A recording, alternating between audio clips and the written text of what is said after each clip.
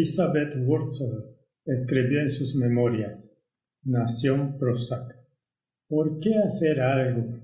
¿Por qué lavarme el pelo? ¿Por qué leer Moby Dick? ¿Por qué enamorarse?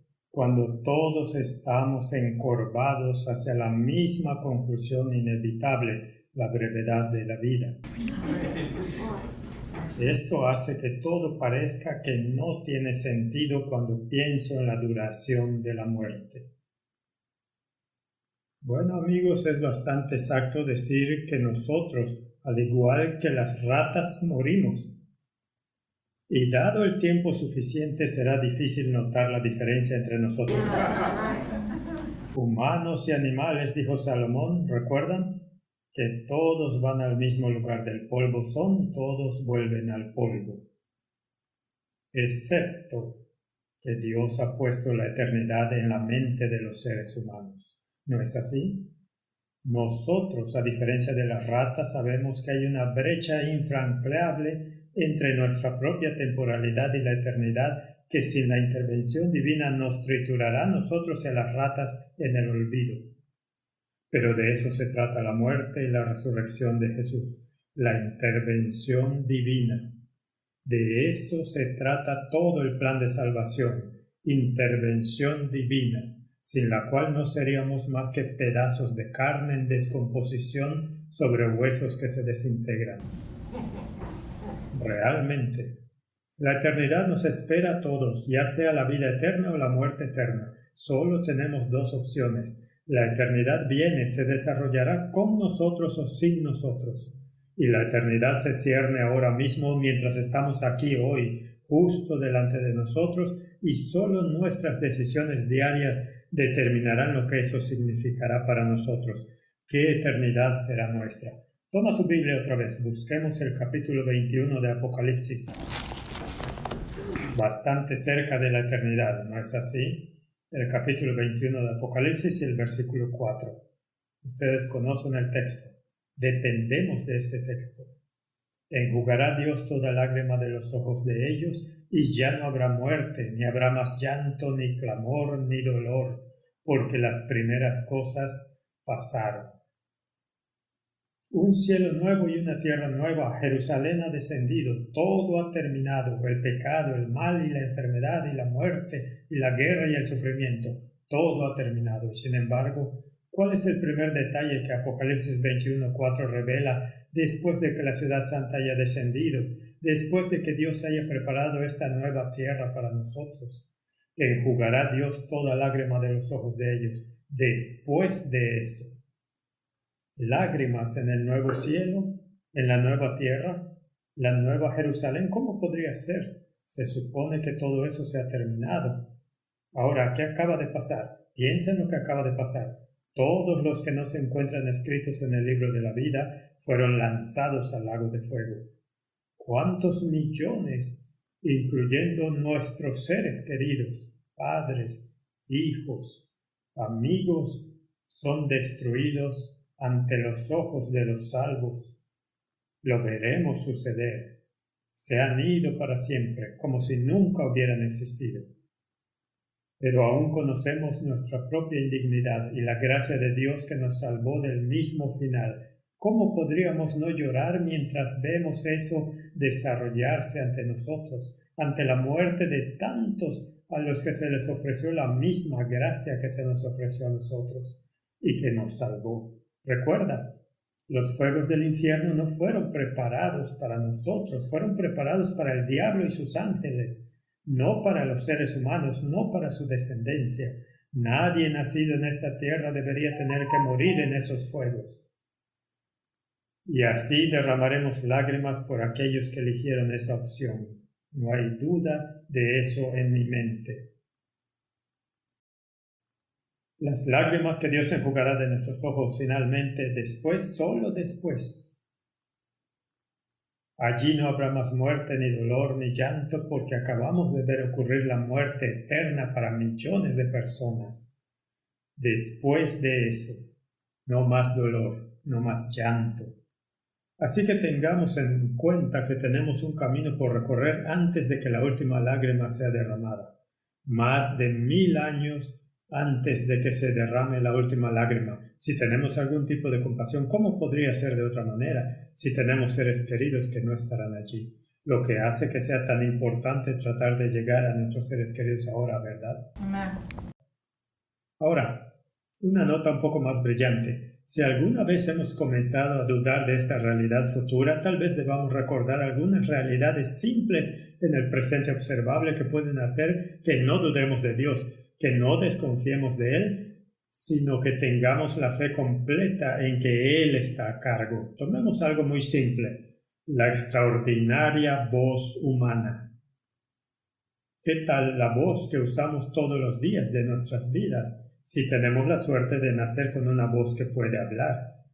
Todos tenemos dos pequeñas bandas de tejido muscular liso, de poco más o menos el tamaño de una moneda de 10 centavos, aquí mismo en nuestras gargantas, que vibran cuando el aire exhalado pasa de nuestros pulmones a la atmósfera exterior. Esta carrera crea un movimiento ondulatorio en estas dos cuerdas vocales cuando chocan entre sí y luego se separan nuevamente, lo que sucede entre 55 y 1047 veces por segundo, dependiendo de si eres un bajo profundo o una soprano. Por segundo, por segundo. Si escucharas este zumbido directamente en su origen, no sería un sonido muy halagador, no. Sonaría más como un zumbido carnoso, molesto y chirriante, como un globo lleno que pierde aire a través de una abertura semicomprimida. Ese es el sonido. Pero este sonido, estas ondas sonoras experimentan una transformación notable mientras resuenan a través de la garganta y la boca y las cavidades nasales y sobre la lengua antes de emerger como lo que llamamos la voz humana. El canto es algo natural para los seres humanos, ¿no? No dije cantar bien, dije cantar. Surge naturalmente, pero como todas las habilidades naturales tiene que perfeccionarse con la práctica y el tiempo, hasta convertirlo en un instrumento de asombrosa belleza que se puede desarrollar. Mark Willey escribió esto: en una tarde de verano en bicicleta, andando en bicicleta de montaña con un amigo mío, nos detuvimos a deleitarnos en un tramo del sendero particularmente hermoso que acabábamos de experimentar. Mientras mi amigo hablaba, estaba hipnotizado por un pequeño espectáculo de luces, de pequeñas gotas que flotaban sobre su hombro, reveladas por el sol poniente en su espalda. Parecían ingrávidas, brillando mientras se elevaban con la brisa. Era la primera vez que veía con mis propios ojos este fenómeno de gotitas respiratorias que se sospecha que es el principal vehículo de transmisión de COVID-19. Me di cuenta de que probablemente estaba viendo solo las más grandes de ellas, que de hecho había muchas más que no pude ver.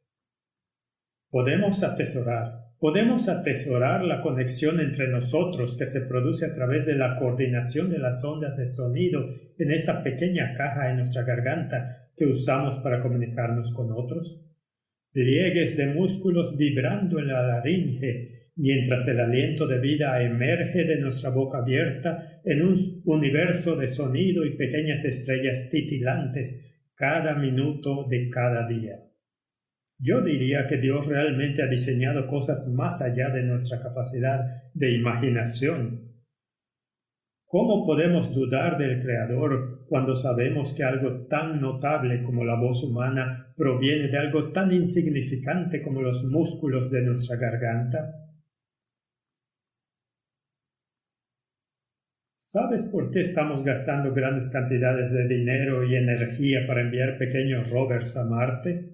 ¿Lo sabes realmente? Hay una teoría llamada abiogénesis, que es una evolución química que sostiene que los sistemas biológicos han evolucionado a partir de sustancias químicas no biológicas. Así que tienes un químico produciendo una realidad biológica, y eso es fuertemente aceptado por la mayoría de los teóricos y diseñadores de los rovers marcianos. Su misión es simplemente validar la teoría de la evolución. Es por eso que los están enviando allí, para encontrar este trasfondo químico de la vida en Marte. Así que tenemos que gastar todo este dinero para conseguir eso, para buscar vestigios de vidas pasadas en Marte. Ellos buscan firmas químicas que solo se pueden hacer mediante procesos biológicos. Adivina qué, numerosos intentos, no solo en Marte, numerosos intentos han fallado para hacer tal descubrimiento. Todos han fallado y estos fracasos pasados son más que suficientes para llevar a los científicos seculares a concluir que la evolución química de la vida es una hipótesis inválida para Marte. No estamos encontrando lo que esperamos encontrar y gastamos mucho dinero para hacerlo. Muy bien. Yo creo que hay suficiente evidencia para saber que la eternidad existe, ¿y tú? Pero esto no significa que la vida diaria sea fácil, ¿verdad? Esta pandemia ha sido dura, ¿no? ¿Te has preguntado cuándo terminará todo esto? Facebook tuvo una observación muy interesante que alguien publicó, no sé quién. El matrimonio es difícil. El divorcio es difícil. Elige tu difícil. La obesidad es difícil. Estar en forma es difícil.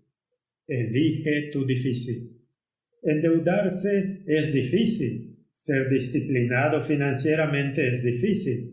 Elige tu difícil. La comunicación es difícil. No comunicarse es difícil. Elige tu difícil. La vida nunca será fácil, siempre será difícil, pero podemos elegir nuestro difícil. Pensé que era muy significativo, especialmente para Facebook. Hay una historia sobre la lucha con Dios, como saben, en Génesis 32. Jacob no tiene posibilidad, ni plan, ni esperanza mientras se prepara para reunirse con su hermano, que todavía está empeñado en vengarse. Y ahora lo difícil vendría para Jacob. ¿Listo o no? Solo en el desierto. ¿Qué hace? Se pone de rodillas. Le ruega a Dios que intervenga. Recuerda la intervención divina. Y esa noche Jacob luchó con Dios. Tan simple como eso.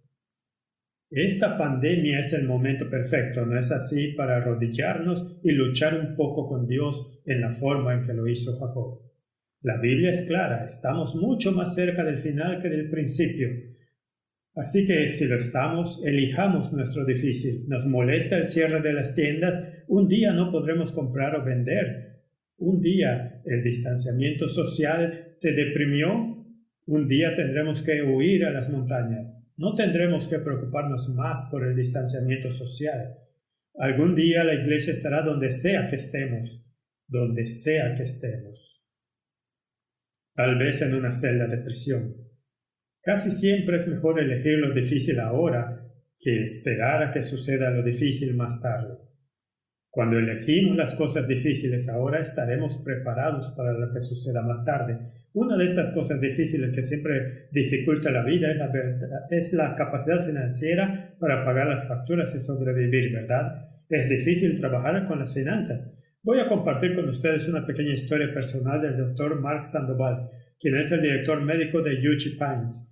Con casi $75,000 en deuda escolar, que es una educación médica, y una familia de 6 personas para mantener, llegué a UC Pines para aprender una nueva forma de practicar las artes de curación, pero estaba muy reacio porque no sabía cómo funcionaría esto financieramente. Le pregunté al presidente cuánto me pagarían si fuera a UC Pines, y cuando me envió el número por correo electrónico, me dirigí a mi esposa y le dije que me preguntaba si pagaban cada semana, porque si pagaban cada 2 semanas, no veo cómo podríamos lograrlo financieramente. También pregunté si UC Pines podría ayudarme a pagar la deuda de mi escuela de medicina. No prometieron ayudar. No estaban seguros de cómo iba a funcionar todo esto. Decidimos dejarlo en manos de Dios y no indagar más sobre las finanzas. Cuando llegamos a UC Pines y pasamos por la orientación, descubrimos que UC pagaba estipendios cada mes, mensualmente. Ahora estaba seguro de que no podríamos lograrlo financieramente. Gané mucho más dinero trabajando a tiempo parcial en una tienda de alimentos saludables cuando estaba en la secundaria. Alguien me sugirió que trabajara medio tiempo en la sala de emergencias para ganar el dinero adicional que necesitaría para mantener a mi familia de 6 y para pagar la deuda de mi escuela de medicina. En la sala de emergencias ganaría en un turno lo que haría en UC en más de un mes. Estaba a punto de hacer esto, pero algo me detuvo. Estaba estudiando sobre el Éxodo en ese momento y me di cuenta de que así como Dios llamó a sus hijos fuera de Egipto a la tierra prometida y los apoyó en el camino, Dios me estaba llamando fuera de Egipto a mi tierra prometida, y yo estaba contemplando regresar a Egipto para mantenerme en la tierra prometida. Tomé mi decisión. Confiaría en Dios para proveer para lo que se necesitaba. A veces, cuando las finanzas estaban muy apretadas y no estábamos seguros de cómo compraríamos comida para el resto del mes, aparecía una carta anónima en nuestro buzón con dinero en efectivo. En otra ocasión estábamos cortos de fondos, pero otra familia necesitaba ayuda, así que les conseguimos lo que ellos necesitaban, y otra vez apareció una carta anónima en nuestro buzón con la cantidad exacta de dinero que habíamos usado para ayudarlos. 8 años después de venir a Juchi Pines nunca hemos pasado hambre. Viajo por todo el mundo, tengo un ministerio de trabajo que es absolutamente satisfactorio y mi deuda de la escuela de medicina está pagada. Estoy libre de deudas. Estamos aquí con un propósito, dijo. Tenemos una misión a la que Dios nos ha llamado. Así que Dios puede cuidar de las finanzas, algo difícil, así como cualquier otra cosa. Y seamos muy prácticos en este momento. Hay otra cosa difícil: la abstinencia sexual entre dos personas que se aman. No es algo fácil. En los Estados Unidos, el 88.8% de las mujeres de 15 a 44 años y el 89.9% de los hombres han informado tener relaciones sexuales prematrimoniales. Muchos se preguntan cómo algo que es tan hermoso podría estar tan mal, especialmente si se siente bien. Así que supongo que será mejor que regresemos al Edén. En el principio Dios creó seres con identidades sexuales distintas, varón y hembra los creó. Por tanto, dejará el hombre a su padre y a su madre y se unirá a su mujer, y serán una sola carne. Convertirse en una sola carne abarca la fusión del corazón, la mente y el alma de dos personas distintas. Incluye la unidad física, mental, emocional y espiritual. A eso se refiere una sola carne. Y Jesús afirma que el matrimonio debe llevar a la unión inseparable de un hombre y una mujer. Sí, es algo difícil abstenerse, no es fácil, pero creo que es mucho más difícil lidiar con los resultados de tomar el camino fácil, mucho más difícil. Hay una comparación fascinante de dos hombres en Lucas. Vayamos al libro de Lucas. Leamos Lucas capítulo 1, versículo 5. Hubo en los días de Herodes, rey de Judea, un sacerdote llamado Zacarías, de la clase de Abías. Su mujer era de las hijas de Aarón y se llamaba Elisabet. Así que ahí está el trasfondo simple de la historia que vamos a ver. Es asombroso lo poco que el libro de Lucas presta atención a Herodes, el hombre más importante en el mundo mediterráneo oriental. No era un simple Herodes, había varios Herodes. Él era Herodes el Grande. Herodes el Grande. Cuando tenía 25 años fue designado gobernador de Galilea. 4 años después, gobernador de Siria le fue agregado a su título. Luego, a los 32 o 33, los romanos lo ungieron como rey de Judea y reinó hasta su muerte durante 36 años. Eso es bastante significativo, un rey por 36 años. Así se acredita Herodes con la construcción y financiación del segundo templo en Jerusalén, al que vino Jesús y sus discípulos. Se le atribuye mantenerlo en marcha, financiarlo y hacerlo realidad. Añadió sustancialmente a las fortificaciones de Jerusalén. Viajó a Roma varias veces. Se reunió con el Senado romano. César Augusto y Marco Antonio organizaron un gran banquete en su honor. Él fue Herodes el Grande. La mayoría de sus proyectos de construcción fueron financiados de su propio bolsillo. Él no pidió ayuda estatal. En una ocasión le dio a César un regalo de 800 talentos de oro y, basado en los precios del oro de hoy, ese solo regalo equivale a más de 1.72 billones de dólares. Un regalo.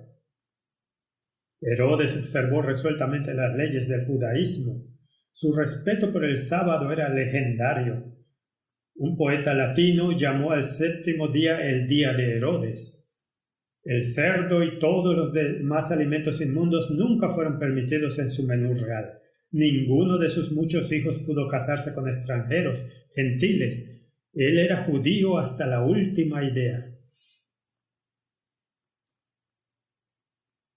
Herodes el Grande parece una descripción muy apropiada de este hombre, pero cuando se trataba de valores reales como la integridad, Herodes el Grande estaba en bancarrota. Mandó ejecutar a 3 de sus propios hijos porque temía que tomaran el trono. De sus muchas esposas se decía que la que más amaba era Miriam.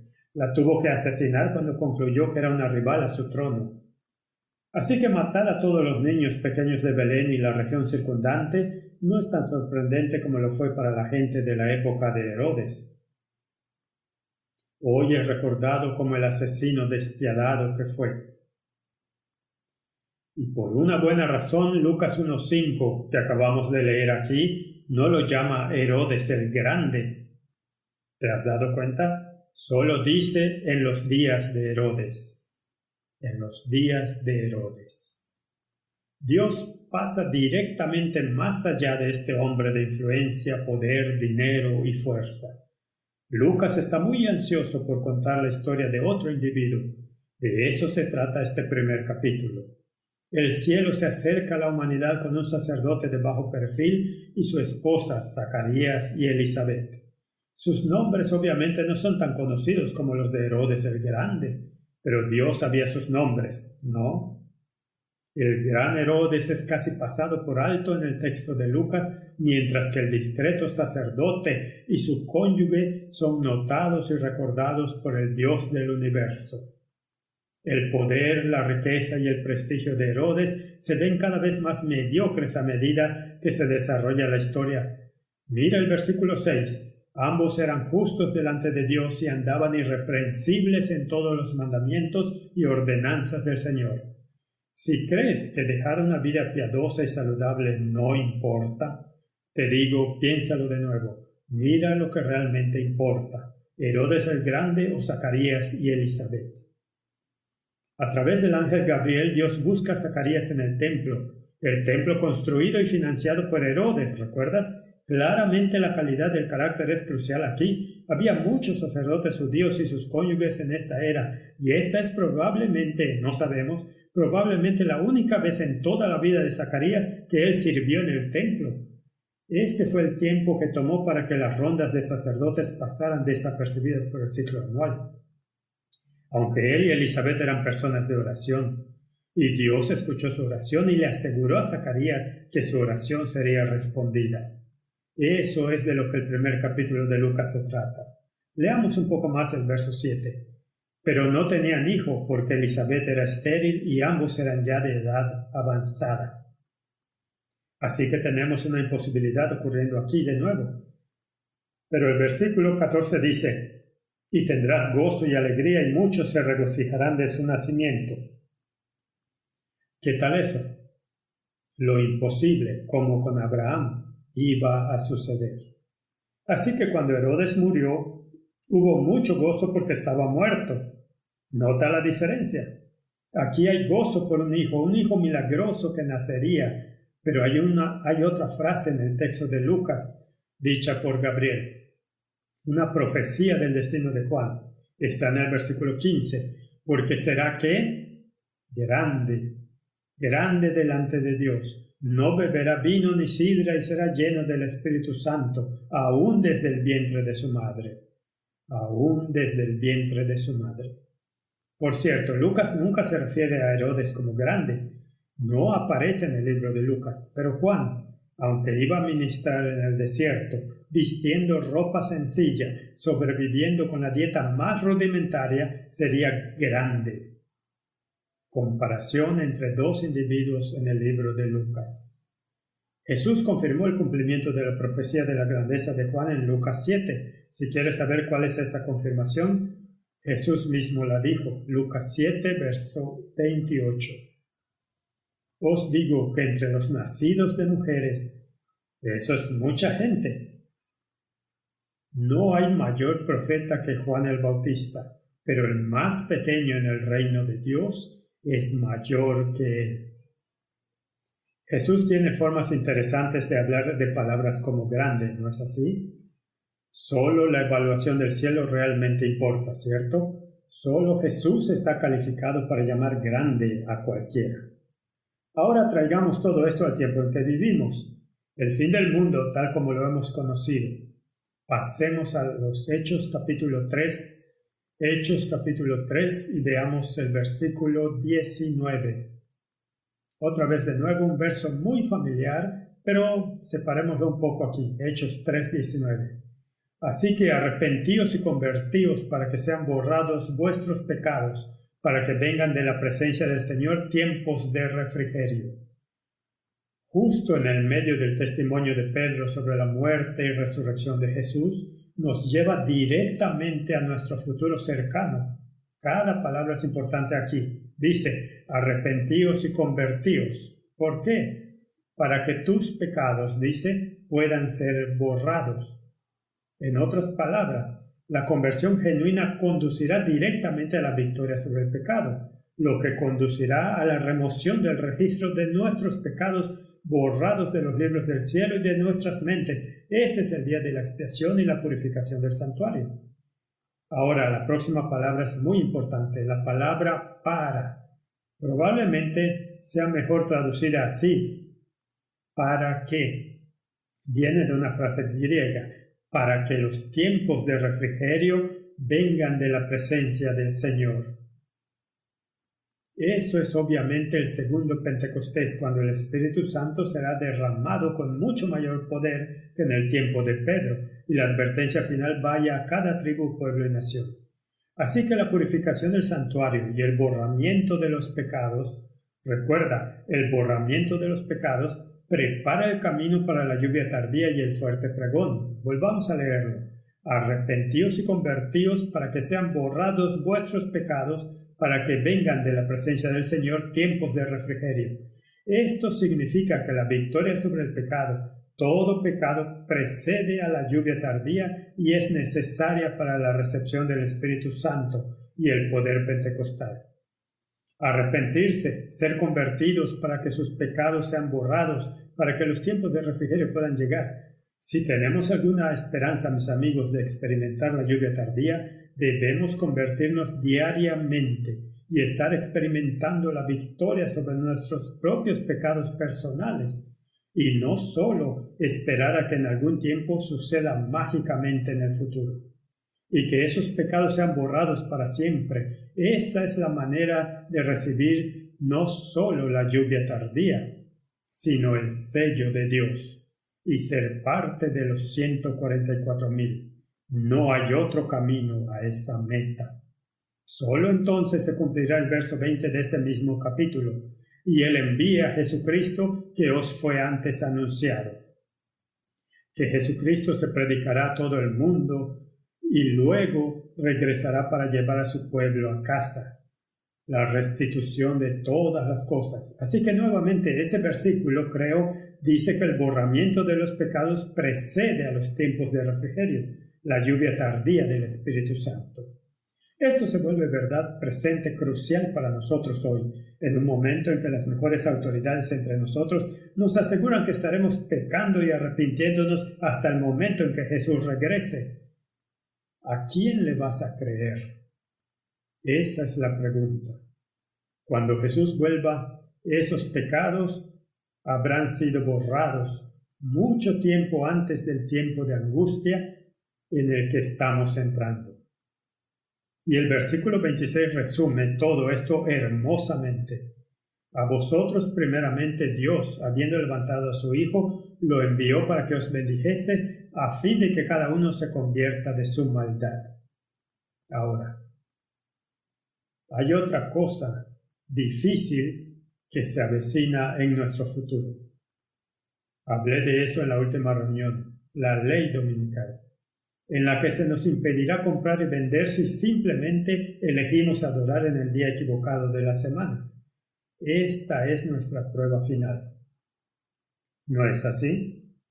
La prueba final que tenemos que pasar antes de que podamos dar la bienvenida a Jesús, por quien hemos orado y esperado tanto tiempo. Si tuviera que preguntar cuántos de ustedes están decididos a no ceder ante una ley inconstitucional, cuántos de nosotros pasaremos nuestra prueba final, creo que cada mano se levantaría. Y yo no cederé a algo tan terrible, feo y malo como eso.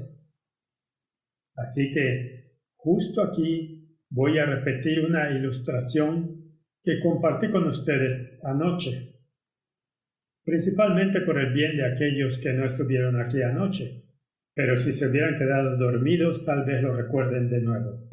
Muy bien. Un salón de clases de la universidad. Pensemos en el momento en que estábamos en la escuela con la esperanza de aprobar un examen de un curso vitalmente necesario para nuestra graduación. El curso tiene ciertos requisitos, tiene trabajos de investigación, tiene prueba sorpresa, tiene un informe oral y luego tal vez un examen de mitad de periodo para evaluar qué tan bien nos estaba yendo durante el curso, para el examen final y aprobar el curso. Está bien, el examen final es muy importante, tal vez hasta el 50% de la calificación final, pero el maestro le dará algo de peso a las pruebas y trabajos, tal vez 25%, tal vez 25% para un examen de mitad de periodo. ¿Qué pasa si yo decidí centrarme todo en el examen final? Aprobar ese examen final e ignorar estos cuestionarios sin sentido y estos trabajos de investigación por los que no quiero que me molesten y simplemente pasar el examen parcial, pero voy a aprobar ese examen final, voy a hacerlo. ¿Tendría una posibilidad realista de aprobar ese curso en función de los porcentajes de cada uno de esos requisitos? Incluso si me fue muy bien en el examen final, es solo el 50% de la calificación final. Y eso no es aprobar. Afirmo que esto es un paralelo exacto con pasar la prueba final de la ley dominical. Incluso si no cedemos a tal ley, si pasamos esa prueba, si no hemos pasado las pruebas diarias, hará muy poca diferencia si es que aprobamos la prueba final. Entonces, ¿cuáles son estos cuestionarios diarios en los que debemos trabajar en este momento? Las pruebas diarias. ¿Qué tal un mal genio? ¿Qué tal irritación por pequeñas cosas que nos molestan y estallamos? ¿Qué tal celos de lo que otros reciben cuando nosotros deberíamos recibirlo? ¿Qué hay de las cosas prácticas como el orgullo personal? Porque lo estamos haciendo mucho mejor que esa persona en cuanto a la dieta y el vestido. ¿Qué hay de eso? ¿Qué hay de la fidelidad y la observancia del sábado? Eso es una prueba en la que estamos siendo evaluados en la devolución del diezmo y las ofrendas. ¿Qué tal ceder al desánimo y la autocompasión cuando las cosas no van como queremos y culpamos a todos y a todo? Y sí, ¿qué hay de la pureza sexual? Esa es una gran prueba. ¿Qué tal el cuidado y lo que ponemos dentro y sobre nuestros cuerpos? Esas son pruebas diarias sobre las que tenemos que decidir. Estas son pruebas diarias que nos preparan para el examen final. Si las estamos reprobando todas, no hace mucha diferencia si no nos sometemos a la ley dominical. Cuando nos golpee, reprobaremos el curso. Recuerda que recibiremos el sello de Dios solo al establecernos en la verdad intelectual y espiritualmente para que seamos inconmovibles. Esto es por conversión diaria y solo esto nos preparará para pasar la prueba final. Si quieres, esa referencia es Eventos de los Últimos Días 186. Así que voy a sugerirte que quitemos nuestra atención de la ley dominical. Sí, será la prueba final. Nuestro enfoque debe ser el cuestionario diario, las victorias diarias en los cuestionarios diarios de la vida. Eso es lo que necesitamos hoy. La ley dominical llegará, sí, lo hará, pero no te obsesiones con eso, porque estoy trabajando en las áreas problemáticas de mi vida hoy. La imagen de Cristo es mucho más importante que si cederemos a una ley dominical. Considera eso con cuidado. Voy a agregar una declaración aquí que probablemente sea mi declaración favorita en todos los escritos del Espíritu de Profecía. Se encuentra en Testimonios, volumen 5, página 127. El permanecer de pie en defensa de la verdad y la justicia cuando la mayoría nos abandone. El pelear las batallas del Señor cuando los campeones sean pocos. Esta será nuestra prueba. En este tiempo debemos obtener calor de la frialdad de los demás, valor de su cobardía y lealtad de su traición. Esa es nuestra prueba hoy. Esa es nuestra prueba de mitad de periodo, si quieres ponerlo de esa manera. ¿Podremos hacer eso? Un último texto y luego terminado. Lucas capítulo 5, versículo 17. Es una historia simple que todos conocemos muy bien. Aconteció un día que él estaba enseñando y estaban sentados los fariseos y doctores de la ley, los cuales habían venido de todas las aldeas de Galilea y de Judea y Jerusalén. No sé cuántos de ellos se habían reunido ese día que vinieron a escuchar a Jesús y a hablar con Jesús. Y el poder del Señor estaba con él para sanarlos. ¿Sabes el resto de la historia? Un hombre está enfermo de parálisis, lo bajaron por el techo y Jesús lo sana. Ese es el resto de la historia allí. Pero observa la frase aquí. Dice que todos estos fariseos y doctores de la ley, el Señor estaba presente para sanarlos. Creo que estaba mucho más interesado en sanarlos a ellos que a ese hombre en la camilla, porque estos eran los líderes de su pueblo que los llevarían a la destrucción o a la vida eterna. Necesitaban desesperadamente ser sanados. Y así tenemos los versículos 18 y 19. Y sucedió que unos hombres que traían en un lecho a un hombre que estaba paralítico procuraban llevarle dentro y ponerle delante de él. Pero no hallando cómo hacerlo a causa de la multitud, subieron encima de la casa y por el tejado le bajaron con el lecho poniéndole en medio delante de Jesús. Una historia bien conocida. ¿No crees que a estos hombres, estos fariseos, estos doctores de la ley, estas autoridades tenían al menos un poco de conciencia que les roía de una mayor necesidad en sus almas? ¿No crees que tenían ese poco de conciencia? Sin embargo, estoy seguro de que cada uno de ellos tuvo algún pecado secreto en sus vidas, porque recuerda lo que sucedió cuando la mujer fue sorprendida en adulterio. Todos lo ocultaron como si quisieran hacerlo bajo una apariencia de religiosidad. Entre estos hombres había miedo de ser descubiertos. Es por eso que todos se fueron ese otro día. Ellos necesitaban el evangelio del perdón, ¿no es así? Ese día él vino a sanarlos, a estos líderes religiosos, y lo que pasó después fue exactamente como lo planeó el cielo. Estoy seguro que el paralítico, un hombre abandonado y rechazado por el juicio de Dios, de estos doctores y fariseos, sin esperanza y sin remedio, se presenta. No tiene más fe que la fe de sus fieles amigos que lo trajeron a Jesús. Los fariseos y líderes religiosos no le habían dado esperanza de curación, ninguna esperanza de nada. Por una de las demostraciones más poderosas que Jesús pudo dar, Jesús predicó el evangelio a estos hombres. Este fue un episodio del evangelio para estos líderes del pueblo de Dios, en la esperanza de que se verían a sí mismos en este paralítico. Si Dios pudiera perdonar a este hombre, podría haber esperanza para ellos. Eso es lo que Jesús esperaba. Si podía sanar los miembros paralizados, seguramente podría sanar su fe lisiada. Así que todo lo que tengo que decir es, este es Jesús apelando a cada uno de nosotros hoy. Si tenemos algo en nuestras vidas que sabemos que no está bien, si tenemos algo en nuestras vidas que estamos ocultando o tratando de ignorar, si hay algo que nos atormenta a nosotros y a nuestra conciencia con culpa, inspirada por el Espíritu Santo, ya sabes, la verdadera culpa para nuestra salvación, entonces Él puede sanar nuestra fe paralizada, tanto como quería sanar a los fariseos. Tomemos esa promesa. Recuerda que dije, una de las 9 cosas que Jesús prometió es el perdón, un nuevo comienzo y poder, y podemos tener eso hoy, por la gracia de Dios y en su poder. Una vez más, ¿te arrodillarías conmigo por un momento? Padre Celestial, solo oro hoy para que cada uno de nosotros pueda darse cuenta de que tenemos pruebas que pasar.